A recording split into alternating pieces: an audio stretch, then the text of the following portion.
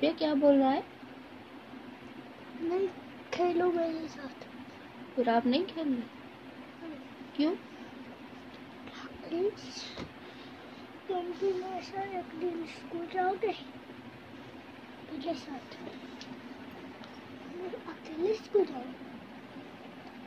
मेरे साथ आओगे? इसलिए तो तुम्हें भी पढ़ाऊंगा मेरे साथ। फिर मेरे साथ स्कूल गाड़ी से खेलना हमारे पॉकेट में।